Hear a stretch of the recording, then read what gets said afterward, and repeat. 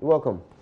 And of course, it's time for us to get into these newspapers. But before that, let me remind you, the Graphic Business, in partnership with Stanbic Bank, presents the Graphic Business Stanbic Bank Breakfast Meeting. What's the issue? Well, is it poor bookkeeping, high cost of capital, or is it just limited opportunities for SMEs and so forth? Well, for answers to that question, join the Graphic Business Stanbic Bank Breakfast Meeting under the theme Building a National Equity Fund to support SMEs. It's all happening on the 6th of August 2019 at Labadi Beach Hotel. If you want to participate in this event, please, here's a number to call, right? The first number is 02777 39256. Second number is 0242 650 449. Okay? Or go to graphic.com.gh to register. The partners for this event are Joy Business, Labadi Beach Hotel, and Graphic News App, as well as, Graphic Business themselves. Graphic Business, setting the business agenda. And Stanbic Bank, moving forward. Oh, and by the way, this is happening as well. We're very excited. Diplomacy meets challenge, grit and determination this August as the British High Commissioner, His Excellency Ian Walker, cycles across Ghana from the north to the south, covering over 1,000 kilometers. Now, you know, I'll be going with him for this one. Yeah. Yeah, and it's called the Ghana Grand. Yeah, can you imagine it? Cycling 1,000 kilometers. Yeah. But it's for a good cause, and listen, a good cause needs you to participate. So we are all together going to go through this ordeal, and we're doing this to raise money for the Kolebu Burns Unit, where lots and lots of very expensive surgery is done to save lives of those who are victims of burns, okay? So we want you to participate, work with us to raise as much money as possible with the Ghana Grant so that the Kolebu Burns Unit can continue to save lives and do the important work that it does there. So look, all week you've been blessed. It's been a wonderful week. The month has ended. Look, do something amazing, all right? Go and read Deuteronomy chapter 14, verses 22 to 29. It tells you what God really expects you to do for those who are underprivileged in society, especially if you read from verse 26 to 29, okay? So here's how you can obey God's word. Go to MTN, short code *700*9#, okay? Dial that. Follow the prompts and then type in the Ghana Grant when it asks you for a code, and please give from the bottom of your heart. This will make a massive difference. Especially grateful will be the diplomat who is sweating 1,000 kilometers worth of sweat just to raise this money. If you're with Vodafone Cash, dial 0207 566 351 and follow the instructions, okay? Or if you're with Standard Chartered Bank, here's an account number into which you can make the payment. It's 0100 10 40 61 801. Just one more time. 0100 10 40 61 801. Okay?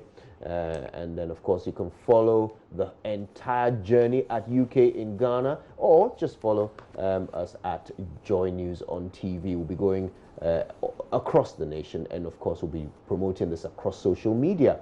And the hashtag is the Ghana Grand. Okay? Let's talk about it. Let's make it trend, and let's make it, a lucrative fundraising for the Burns Unit of Kolebu. Multimedia Group is proud to be the media partner for the Ghana Grand. Well, we have to do the newspapers. We do, don't we?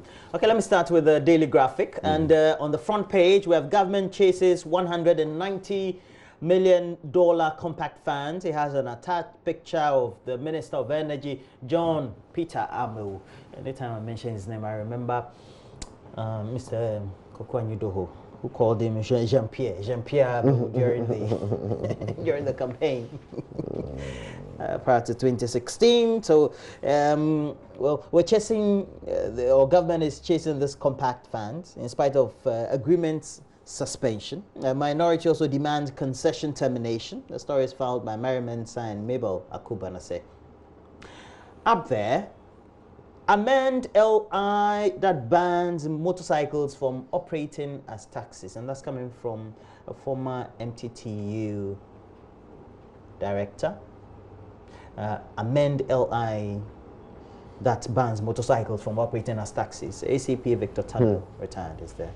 Government must tread cautiously in PDS issue, power producers, and Ghana, Burkina Faso open talks to formalize trade relations. On the back page of the Daily Graphic, 3,500 youth trained in cocoa cultivation. Beside it, we have acting IGP visits murdered policewoman's family in Tamale. We brought you that story right here on Joy News. Center spread of the Daily Graphic, Africa's development cannot be achieved through aid, attributed to the president. Also brought you that on Joy News as well. So it's no longer Ghana Beyond Aid. We're already on to Africa Beyond Aid. Based on the success of Ghana Beyond Aid. We're exporting it. Definitely. Okay, that's good. But, well, I think he's right. Ghana Beyond Aid is not yet successful. But so far, we're treading on a path that ultimately will lead us there. All right. So that's a good thing. We're bringing in Africa now. And by the way, I think he's right.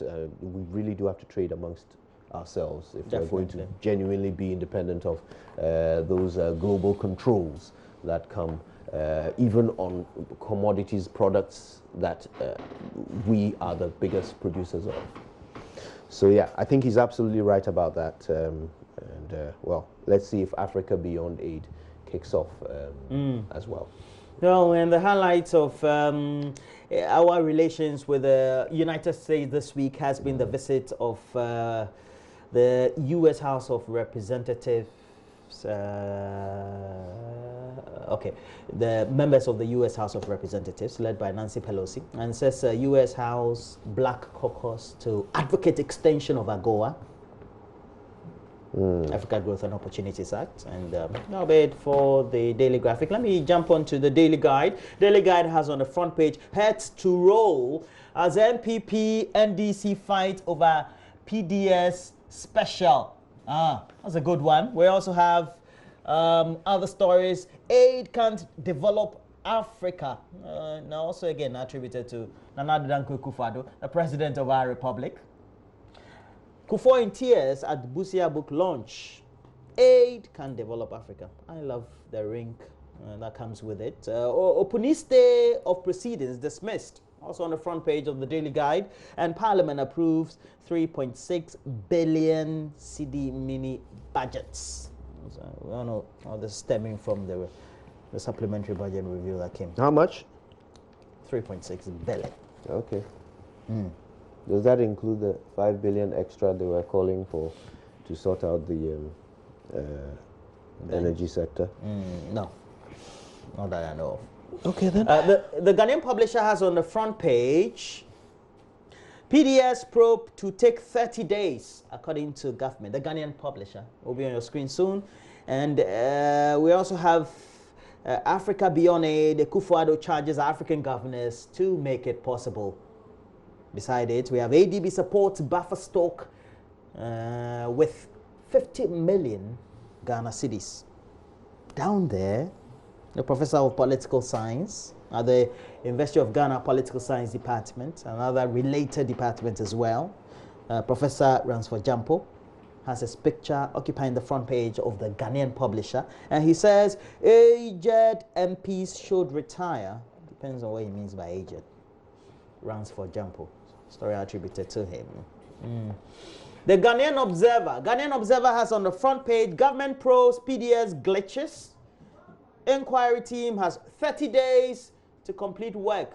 As an attached picture of the information minister, Kojo Opong Nkrumah. Akufo-Addo rallies World Bank, IMF to help realize Africa Beyond Aid vision. And NLA moves to boost government's revenue. Now, being a National Lottery Authority set to launch Super 6 dividend game. Should partake in this. Super what? 6 dividend game. Lotto. What's 6? No. Lotto is oil. As a spelling. Lotto. Ghana chalks another first as Corey Ghana or Corey GH unveils coalition map for Africa. And Dintrahima wins Palace injunction case. There's a picture there of Nanama Ayensua Sarah the third. We have weekend today. Publish officials in PDS deal. Amewu dares NDC. NDC aspirant reacts, and latest African maternity dress is also there. Tema East MP cut sword for Tema Mahnya Astrotev, and we're telling you this about how the Wembley Sports Construction Company Limited, led by its Chief Executive Robert Coleman, were doing some good work, because we need all these pitches across the constituency to make sure that children realize their sporting potentials. The new publisher has on the front page, ahead of election 2020, Mahama can't get a vice president. Jeffrey de Graaf Johnson is filing the story for the new publisher. Can't it then? It says, as Andani Alex Moat snub him. Hey, really? According to the new publisher. Ah, okay. Then we have transport fares to go up. Logical. 10,000 Ghana City reward for information on the killers of the policeman or the police female. And then city, okay, so we have other stories. It's literary challenge enters third year. And then 19-year-old jailed over fake kidnap. Okay, we're ready for you, Kojo. We are, aren't we? Okay, then I have the Daily Statesman, the Ghanaian Times, the Daily Dispatch, the Finder, and the Herald this morning. All right, we'll get through them in quick succession, starting with the Daily Statesman and the banner headline this morning: Africa must be self-reliant. Kufuor restates vision to African finance ministers and bank governors. He's sounding quite a bit like Kwame Nkrumah here, isn't he? Full inquiry on PDS suspension complete in 30 days. And why does the NDC fear Bawumia? These are stories that the Statesman would like you to read about in their pages. On the back page, sports story: new Premier League football season. Can the Big Six monopoly be broken? Interesting question being answered on the back page of the Statesman. Right, Ghanaian Times next. Banner headline this morning: guard against wasteful spending. President tells African governments. Frederick Imisa and Prof. Al Hassan appointed CEOs of NTC and GBC. NTC is New Times Corporation, the publishers of the Ghanaian Times. Government launches full-scale investigation into breaches by PDS. Also on the front page of the Ghanaian Times this morning. And on the back page, two stories.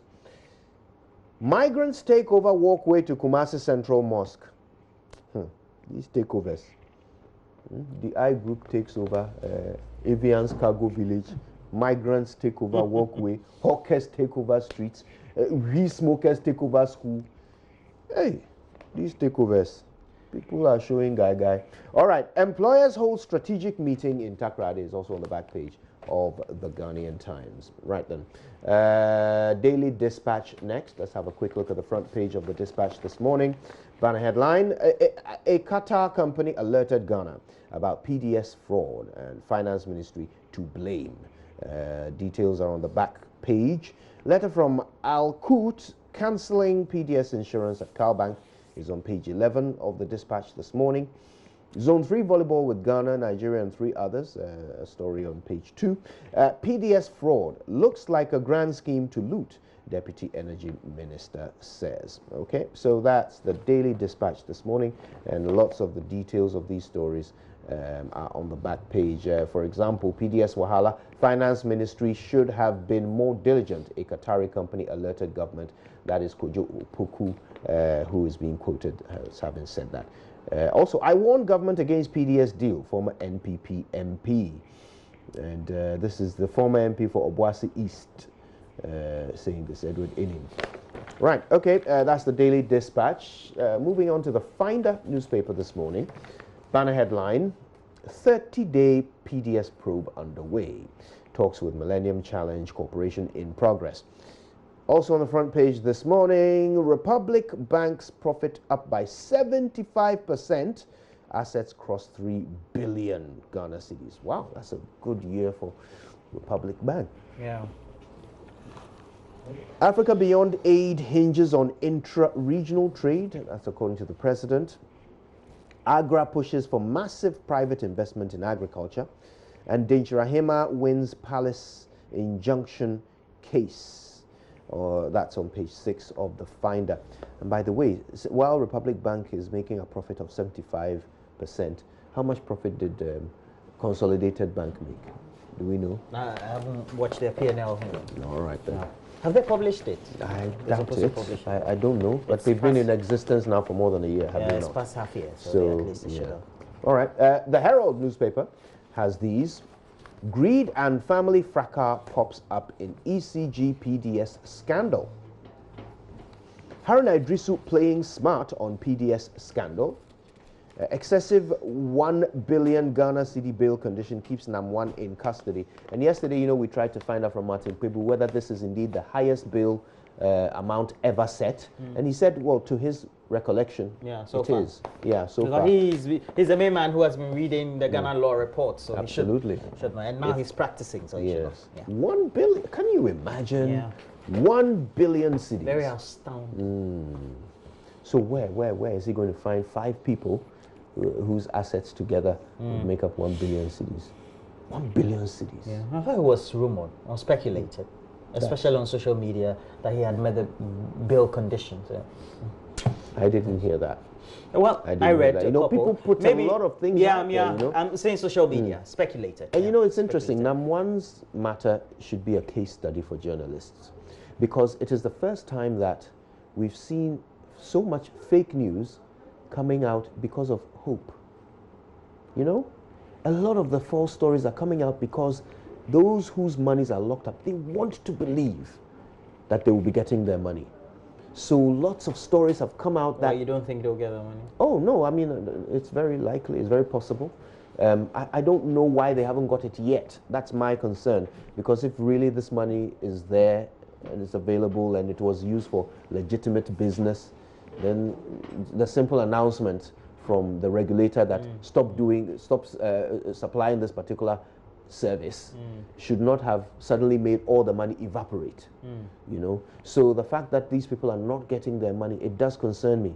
The fact that it's gone on for this long without them getting it, it worries me. But no, I can certainly not say that it is impossible for them to get their money. It's very possible. But what I'm saying is some of the fake stories are coming from people who just want to create hope that we'll get our money, we'll get our money. You think it's deliberate?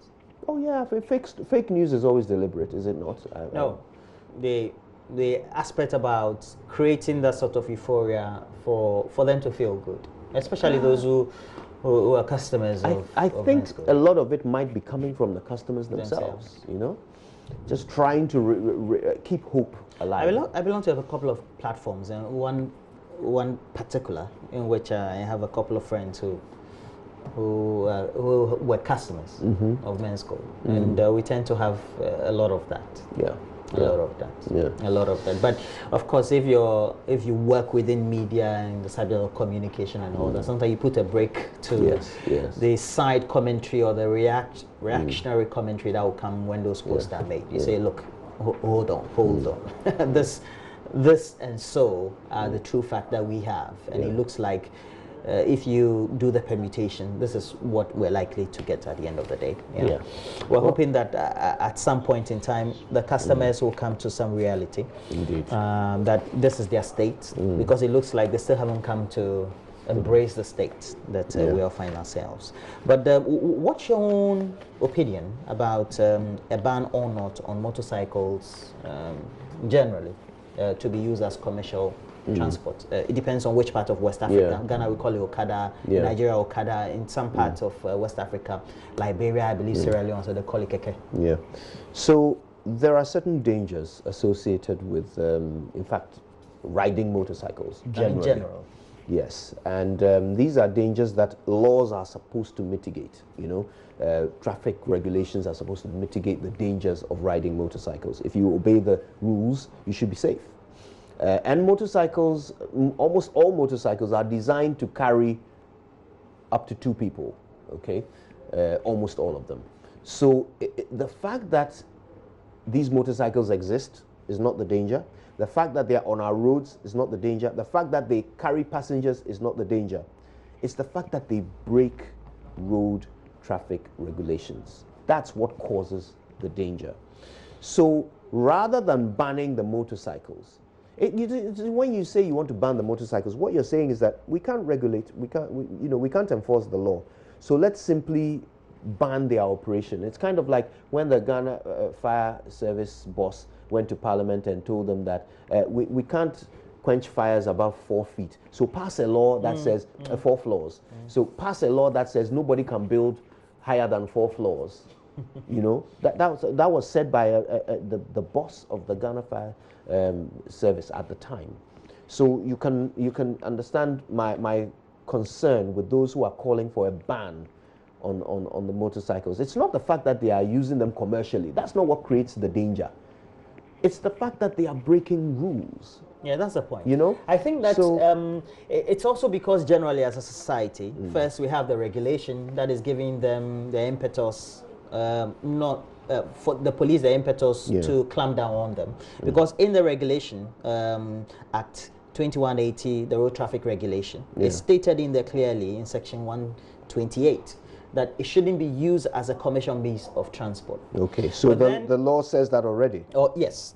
But when we have around the world the importation of motorcycles that keep coming not only into Ghana but the rest of the West African sub-region or even Africa in generally, and being used as transport and ultimately also being used as commercial transport, then I think that we need to have a certain socio-cultural mindset about some acceptability. Right. And then the law also should permit its use. Then we will be in a better situation to appreciate them when we're driving and also encourage them to obey the regulations as it is. Because if you look at what happens on the road, mainly it's because they don't have proper registration documents for the motorcycles. They don't have licensing for riding those motorbikes. And so they are more impervious to